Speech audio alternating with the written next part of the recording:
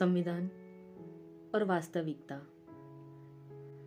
भारतीय संविधान, जिसका उद्देश्य नागरिकों तथा देश के भविष्य के लिए ऐसी संरचना बनाने का था जिससे न्याय, समानता और स्वतंत्रता को बिना पक्षपात के बढ़ावा दिया जा सके। मगर इस देश की वर्तमान स्थिति में निजी स्वार्थ और सत्ता की लालच में कुछ कपटी लोगों ने इसका मजाक बना दिया है। डॉक्टर भीमराव अंबेडकर, जिन्होंने इस देश के संविधान में हर समुदाय, धर्म और जाति के अधिकारों का बारीकी से वर्णन किया, समान अधिकार और शिक्षा का महत्व समझाया, आज उन्हीं के योगदान और ज्ञान पर लोग सवाल उठा रहे हैं। और सवाल और शंका भी ज़्यादातर ऐसे लोग कर रहे हैं जो खुद गुनहगार, बेईमान और अशिक्षित है। और मुद्दा ये नहीं कि अनपढ़ और अपराधी देश चलाने के लिए झूठ बोल रहे हैं। असली मुद्दा तो ये है कि शिक्षित और समझदार लोग तारीफ करके तालियां बजा रहे हैं। सबका ध्यान बड़ी बड़ी इमारतों और आलीशान जिंदगी के सपनों पर है, मगर साधारण लोगों से छीन लिए गए बुनियादी अधिकार और अन्याय पर नहीं। इस देश को आज़ादी दिलाने के लिए रानी लक्ष्मीबाई, बेगम हजरत महल, ऊड़ा देवी, भगत सिंह, राजगुरु, सुखदेव, चंद्रशेखर आज़ाद, दुर्गावती देवी, रानी गाइडिंलियू, शंभुधन फोंगलो, कनकलता बरुआ और पा तोगन संगमा जैसे अनगिनत महान वीरों ने अपनी जान की कुर्बानी दी थी, इस उम्मीद के साथ कि आज़ाद हिंदुस्तान सर उठा के जिए। मगर यहाँ तो गुनाह और गुनहगार समय के साथ कम होने की जगह दिन प्रतिदिन बढ़ रहे हैं। सावित्रीबाई फूले, ज्योतिराव फूले और पंडिता रामाबाई जैसे कई महान लोगों ने शिक्षा का महत्व समझाया और इस क्षेत्र में महत्वपूर्ण योगदान दिया ताकि लोग रूढ़िवादी सोच का त्याग कर सके, समान अधिकार से शिक्षित, समझदार और सक्षम बनकर गरीबी और दहशत का बिना किसी डर के नाश कर सके, सच्चाई और झूठ के बीच का फर्क समझ सके और जीवन शैली सुधार कर बदलते वक्त के साथ सम्मान से जी सके। मगर आजकल तो शिक्षा हो या सम्मान, दोनों का मूल्यांकन पैसों के आधार पर ही किया जाता है। राजा राम मोहन रॉय, जिन्होंने सती प्रथा का विरोध किया, लॉर्ड विलियम बेंटिंक, जिन्होंने इस प्रथा को नाबूद करने में सहाय की, आज उसी देश में स्त्री के हालात बद से बदतर हो रहे हैं। बरसों पहले जन्म होते ही मार दिया जाता था और वर्तमान में एसिड फेंककर बलात्कार करके कत्ल कर दिया जाता है। और सच्चाई तो यही है कि पुरुषों के कपड़ों और रहन सहन में बदलाव ज़रूर हुआ है, मगर सोच में आज भी ज़्यादा परिवर्तन नहीं हुआ। कभी रिवाजों के नाम पर तो कभी परंपरा के नाम पर सिर्फ शोषण ही हुआ है स्त्री के अस्तित्व का इस पावन धरती पर। और ये वही धरती है जहाँ स्त्री को शक्ति का स्वरूप माना जाता है, सिर्फ कहने के लिए माना जाता है, मगर कितना हद तक स्वीकार और सम्मान किया जाता है, इस हकीकत से हम सब बहुत अच्छे से वाकिफ है। कितनी शर्मजनक बात है ये कि जिन लोगों की कुर्बानी और निस्वार्थ समाज सुधारक सेवा की वजह से हम आज इतना सक्षम बन पाए, आज उन्हीं के योगदान और विचारों को धर्म और जाति के आधार पर बांटकर अपमानित किया जा रहा है। और फिर भी सब खामोश रहकर तमाशा देख रहे हैं। अरे हद तो उसी समय हो गई थी जब देश की आज़ादी में शहीद होने वालों को देशद्रोही और लोगों के जज्बातों का दुरुपयोग करके मौत के घाट उतार देने वालों को देश प्रेमी घोषित कर दिया था। जिस आज़ादी को पाने में 190 साल, हजारों कुर्बानी और लाखों की संख्या में मासूम लोगों पर अत्याचार हुए, क्या वो देश सच में प्रगतिशील बन पाया?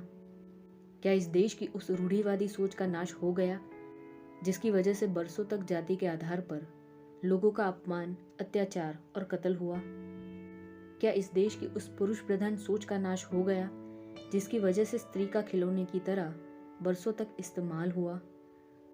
क्या स्त्री को समान अधिकार और सम्मान मिला? क्या बलात्कार जैसे निर्दयी कृत्य करने वालों को सरेआम मौत के घाट उतारा गया? क्या स्त्री पर हो रहे इतने सारे जुल्मों के खिलाफ कोई नया कानून बना? क्या गुनहगारों को सच में उनके अपराधों की सजा मिली? क्या जो निर्दोष लोग बरसों से जेल में कैद हैं, उन्हें सही समय पर न्याय मिला? क्या सबको समान शिक्षा का अधिकार सच में मिला? क्या देश के हर समुदाय के लोगों की बुनियादी ज़रूरतें पूरी हुई?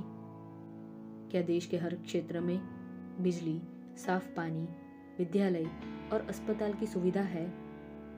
क्या देश के संविधान में लिखे कानून का सच में पालन हुआ, या फिर जिस कानून में बदलाव किए गए उससे लोगों को फायदा हुआ? क्या किन्नर, समलैंगिक और ट्रांसजेंडर समुदाय के लोगों को उनका हक और सम्मान मिला? अरे, जिस देश में मासिक के दिनों में स्त्री से अछूत सा व्यवहार होता हो, उस देश में कहाँ से बदलाव आएगा?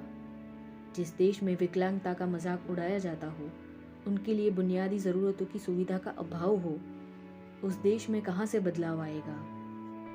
जिस देश में जनता की सुविधा और सुरक्षा को नज़रअंदाज और चुनिंदा लोगों के लिए करोड़ों रुपए खर्च किए जाते हो, उस देश में कहाँ से बदलाव आएगा?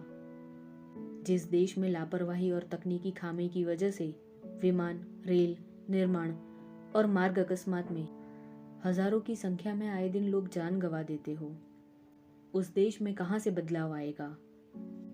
जिस देश में सुरक्षा करने वालों के अत्याचार और लालच की वजह से आम जनता परेशान हो, उस देश में कहाँ से बदलाव आएगा?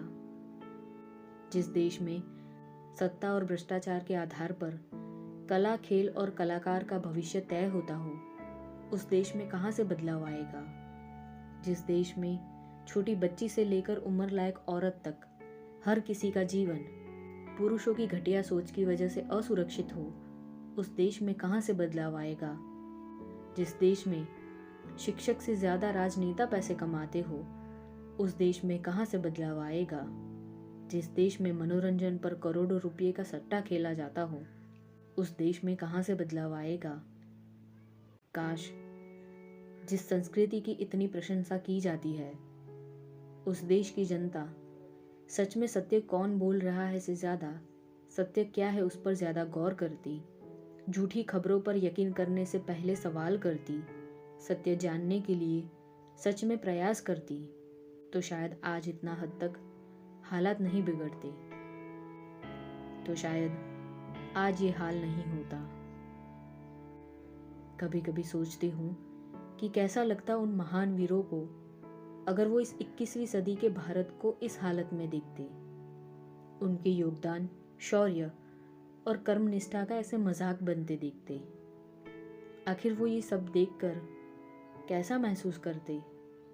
क्या अपने लिए फैसलों और समर्पण पर पुनर्विचार करते, या फिर आज़ादी मिलने के बाद भी हालात नहीं सुधरे, इस हकीकत से दुखी होते? क्या होता अगर वो आज जिंदा होते? अगर वो किसी और देश में जन्म लेते तो शायद उनकी कुर्बानी ज़ाया नहीं होती। अगर वो किसी और देश में जन्म लेते तो शायद उनके चरित्र पर इतने दाग नहीं लगते। अगर वो किसी और देश में जन्म लेते तो शायद उनका योगदान व्यर्थ नहीं जाता। काश वो किसी और देश में जन्म लेते तो शायद उन्हें वो सम्मान मिल जाता जिसके वो हकदार थे।